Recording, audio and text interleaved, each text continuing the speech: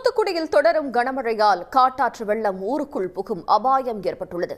இதுபற்றி விரிவான தகவல்களை தருவதற்காக செய்தியாளர் ஜெயக்குமார் இணைகிறார். ஜெயக்குமார், தற்போதைய நிலவரம் என்ன? அங்க எந்தெந்த பகுதிகளில் நல்ல மழை பெஞ்சிட்டு வருது? விவரங்கள். தூத்துக்குடி மாவட்டம் முழுவதும் காலை முதல் தொடர்ந்து கனமழை பெய்து வந்தது. ஆனால் தூத்துக்குடியை பொறுத்தவரையில் சற்று முன்பு வரை மழை பெய்து வந்த நிலையில் சற்று தற்போது ஓய்ந்திருக்கிறது. தூத்துக்குடி சுற்றுவட்டார பகுதிகளில் பெய்த மழை காரணமாக ஆங்காங்கே குளங்கள் நிரம்பி தண்ணீரானது வெளியேற துவங்கி இருக்கிறது.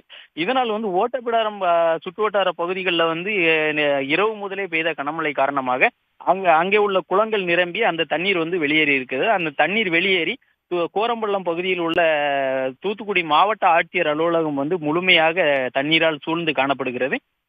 மாவட்ட ஆட்சியர் அலுவலகத்திற்கு உள்ளே செல்லக்கூடிய நுழைவாயிலில் இடுப்பளவிற்கும் அதிகமான தண்ணீர் இருந்து வருகிறது. உள்ளே வாகனங்கள் எதுவுமே செல்ல முடியாது, வெளியே வர முடியாது, அந்த சூழ்நிலை நிலவுகிறது. மாவட்ட ஆட்சியர் அலுவலகத்தில் தான் இருக்கிறார். அவரது வாகனமே வெளியே வர முடியாத சூழ்நிலை தற்போது அங்கு நிலவி வருகிறது.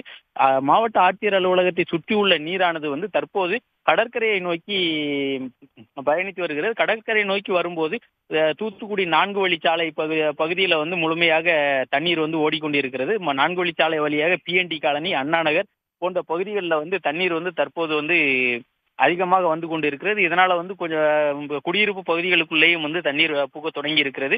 பக்கல் ஓடை வழியாக கடற்கரைக்கு செல்லக்கூடிய பக்கல் ஓடையும் தற்போது நிரம்பி காணப்படுகிறது. கடல் உள்ளே அதிகமான தண்ணீர் போக்கு தற்போது இருந்து வருகிறது. ஒருவேளை கடலுக்கு உள்ளே தண்ணீர் செல்வது குறைந்தால் பக்கல் ஓடை நிரம்பி நீரானது வெளியே குடியிருப்பு பகுதிகளுக்குள்ள அதிகமாக சூழ துவங்கிவிடும். தற்போது அதற்கான முகாந்திரம் எதுவும் இல்லை. தண்ணீரானது கடலுக்கு சீராக சென்று வருகிறது. மாவட்ட ஆட்சியர் அலுவலகத்தை முழுமையாக சூழ்ந்திருக்கக்கூடிய தண்ணீரானது உள்ளே வரும்போது உணவு பாதுகாப்பு குடோன் போன்ற பகுதிகள் முழுமையாக தண்ணீரால் சூழப்பட்டுள்ளது.